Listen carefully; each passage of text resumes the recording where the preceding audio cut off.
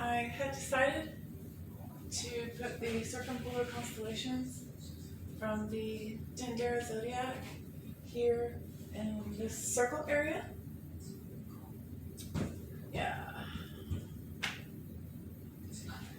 And I did this little tracing. Of course, those were way too small. Actually, it goes this way. But it gave me an idea of how big they did need to be. And so I went ahead and traced them out this time instead of using the projector because it doesn't work. And this will give me a lot more options anyways, as far as finishes. I could use this, quite like a stencil. I could even, trace this again and cut out the center and make a stencil. We'll see what happens. This is fun for me. I like cutting. Number one of this project was it had to be fun. Like, no part of it can be unfun. The only unfun part of it is getting to the point where I'm doing this right here. All the other stuff. I mean, there's other stuff I do that's fun, but, you know what I'm saying when you have a pet project and you're excited about it.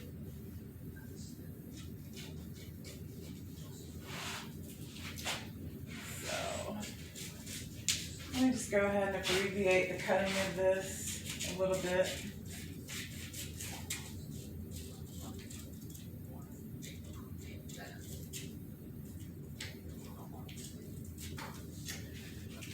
This is Tarouette.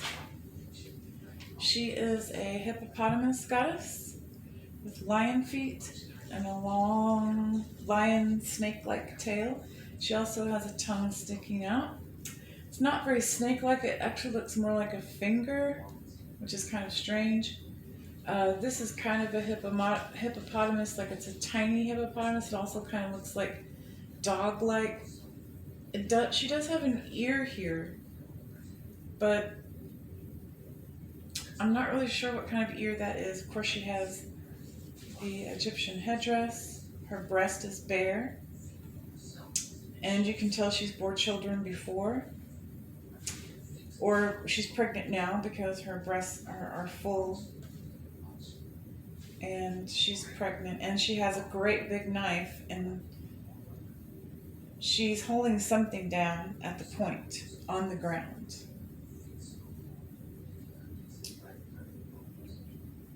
And she is also capable of pulling it up.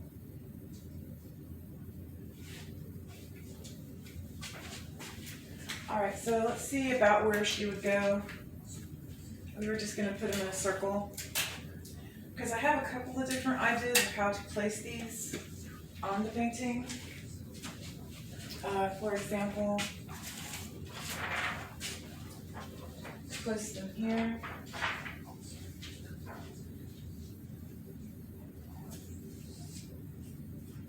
Yeah.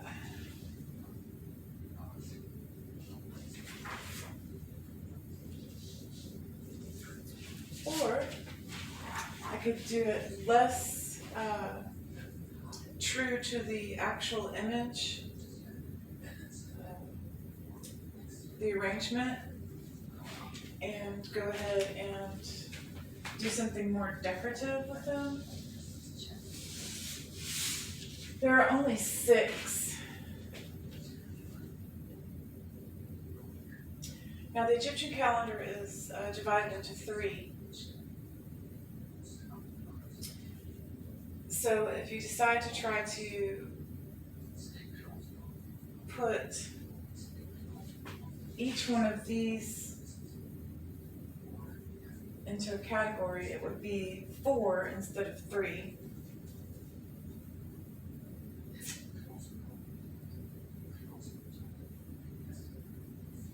One, 2, 3, 4, 5, 6. That wouldn't work.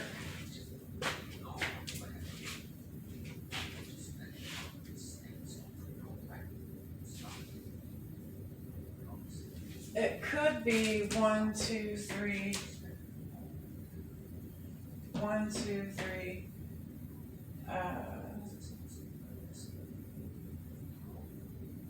1, 2, 3. Yeah, that might work.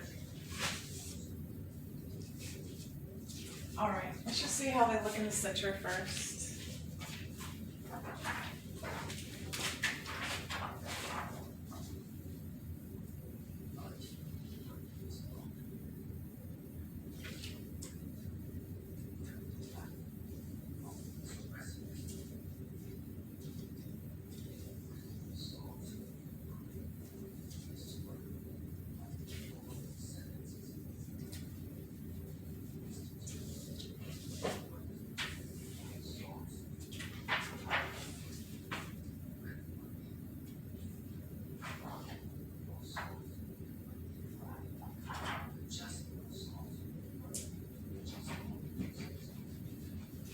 Now, I'd like to point out that, interestingly enough, and one of the things that really began to fascinate me the more that I looked at modern astronomical information compared to the nuances and that you could draw out of what's going on with these characters. For example, this character, this Draco the Dragon, is Tarouette. And she holds a giant knife, like I explained a minute ago, or maybe last time. She holds a knife, and that knife is down, and it holds something to the ground, but she can also cut with it.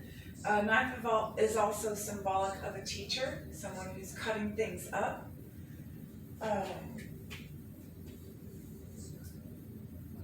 She has the power to hold things with her knife, cut things with her knife, pinpoint things with her knife, and where her knife is in the picture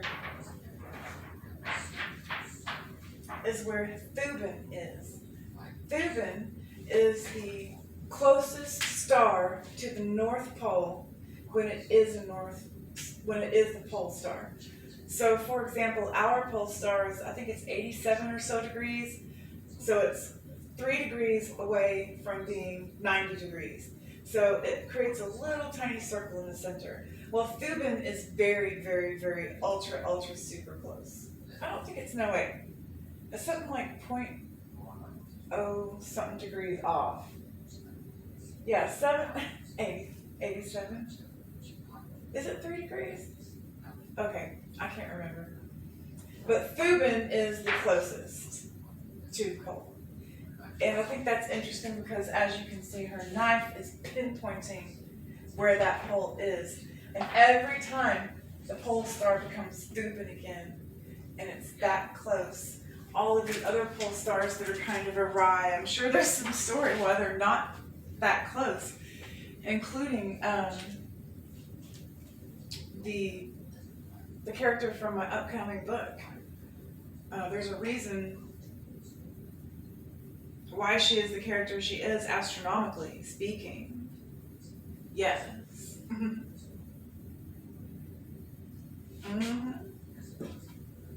All right, so let's get the next character on. The next character is the wolf in the cloud. It's right there.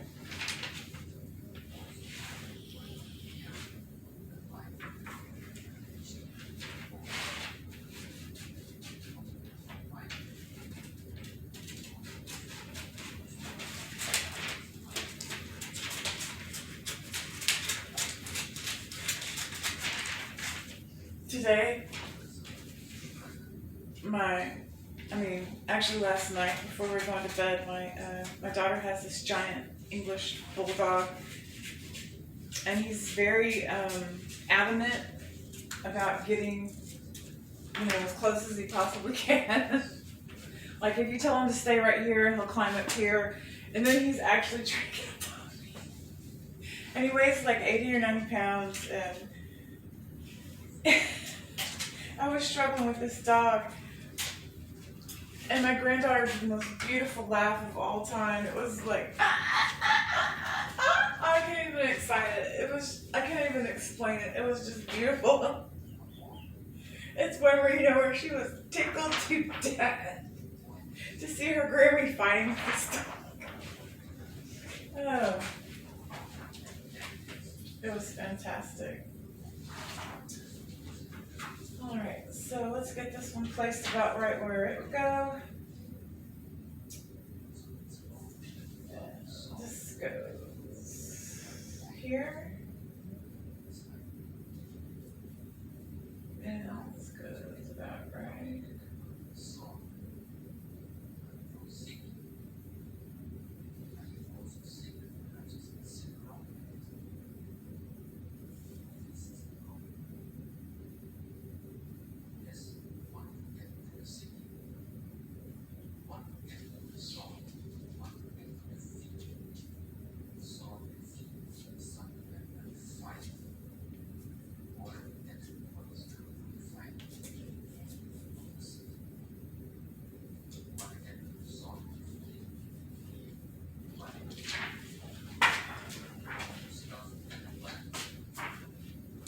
Alright, so there is Tarawet, and now here's the wolf and the plow. The wolf, he's a naughty little boy. He's always trying to bite too much. Bite the wolf, bite the meat that's not meant for him. The right leg, the great leg is put out before him, Ursa Major. And so he is literally chomping at the bit to get to this giant, this is Ursa Minor, and Ursa Major is here, and Ursa Major, it is a bull leg, and so this wolf is chawing to get at it.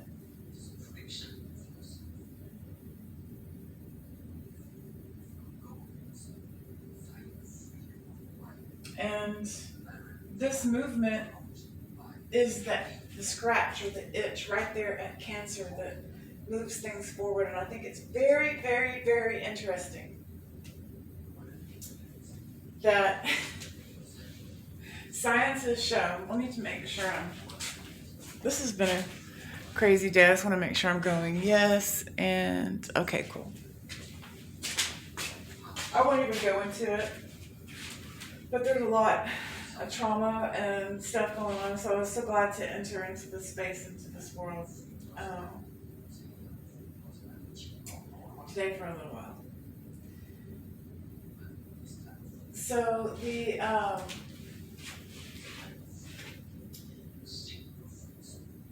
Wolf and the Plow character is the beginning. It is like Cancer the crab.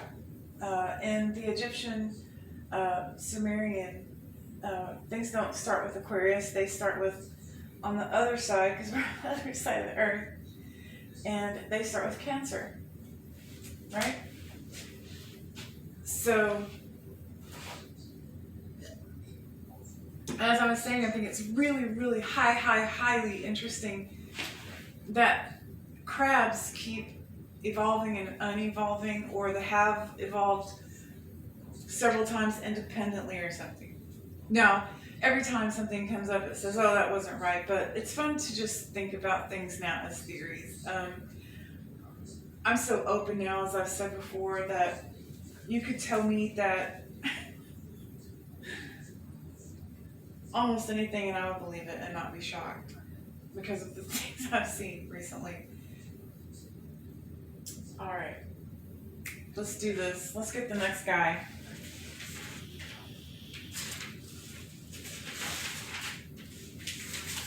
So,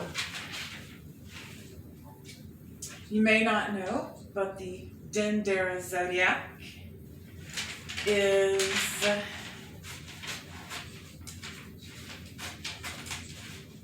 a conglomeration of the world's star knowledge at the time.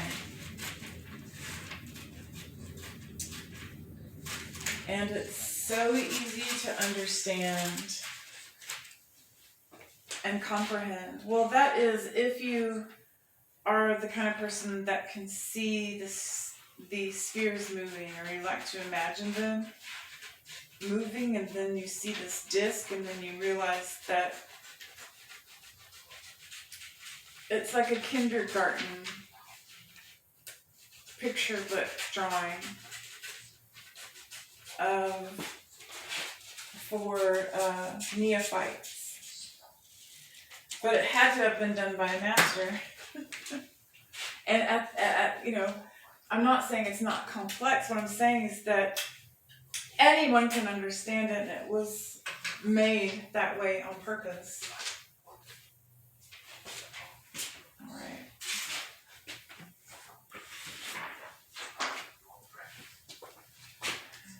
So then we've got the king here, and the king is literally all the way over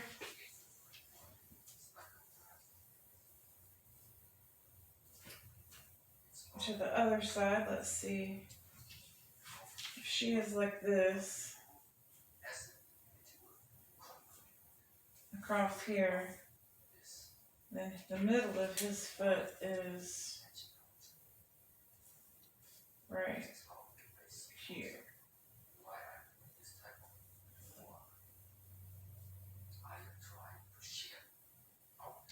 Yeah, there we go.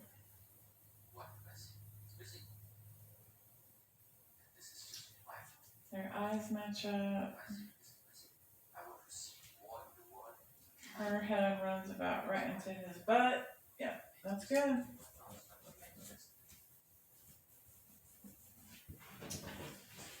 So now this is Cepheus the king. And this king is, as you can see, it's a shepherd king. This is the earthly king. There is Orion, and there's Hercules. Orion would be like the true shepherd of Anu, the shepherd of the king. And here, this would have been Cepheus the king of Egypt.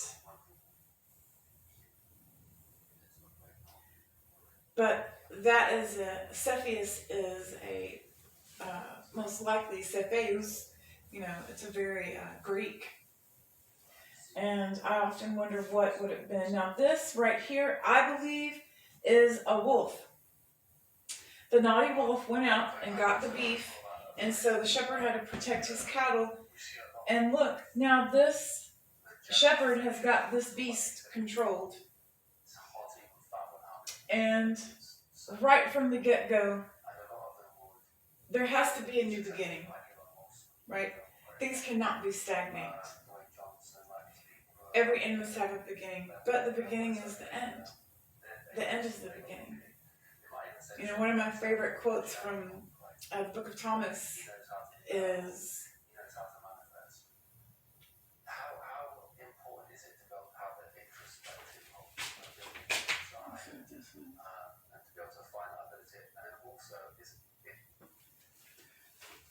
the Book of Thomas, he says,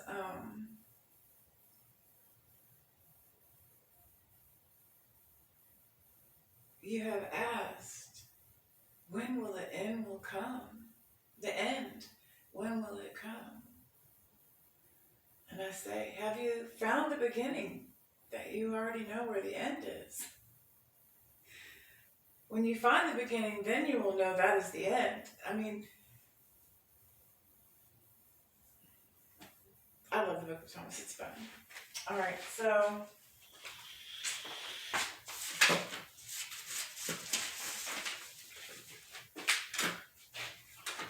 go. Now we have the Horse Maiden.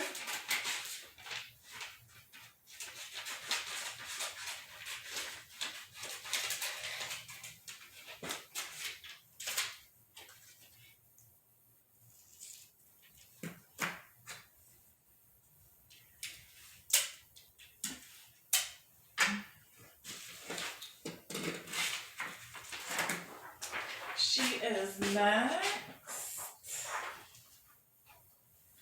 And she is a little horse.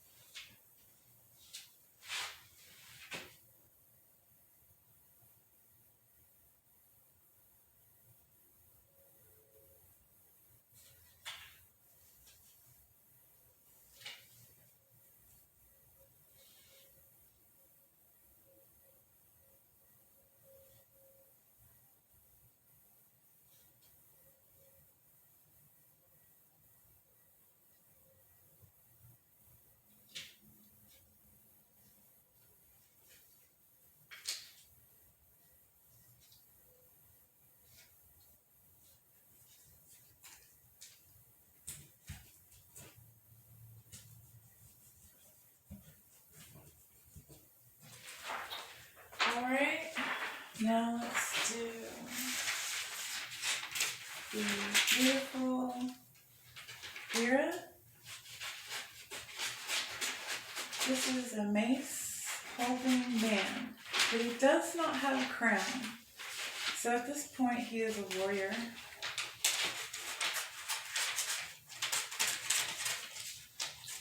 But he is not a king, but he holds the weapon.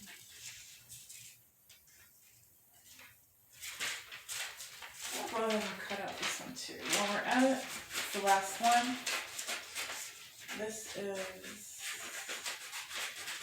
Hercules.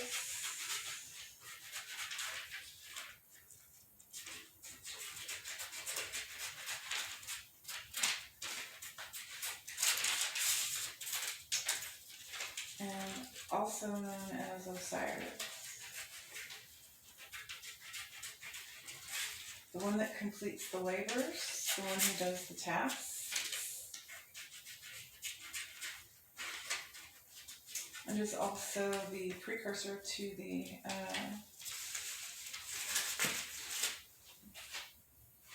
figure of the Savior.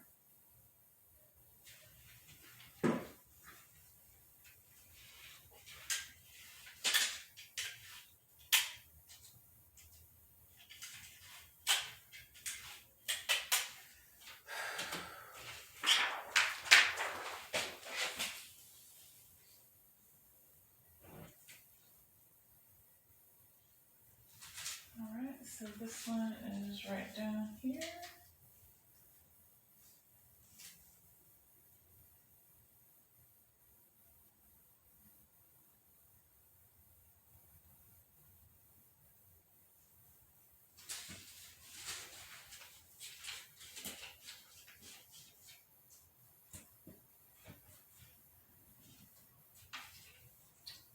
And this one goes right.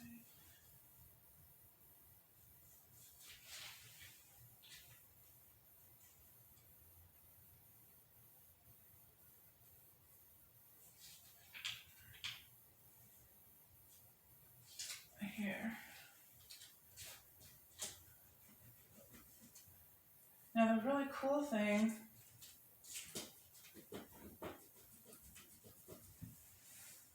about these constellations is that they actually create, 1, 2, 3, 4, 5, 6, a nice points around a circle where it's very obvious that even though, they're not lined up like the Decans are the characters that go around the outside, that they're still creating a center area. So we'll just let those live there for a little while.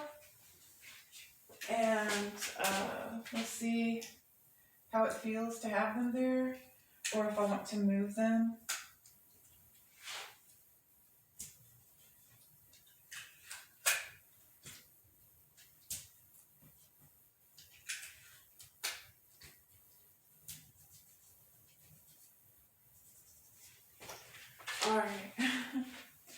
So now I'm going to go ahead and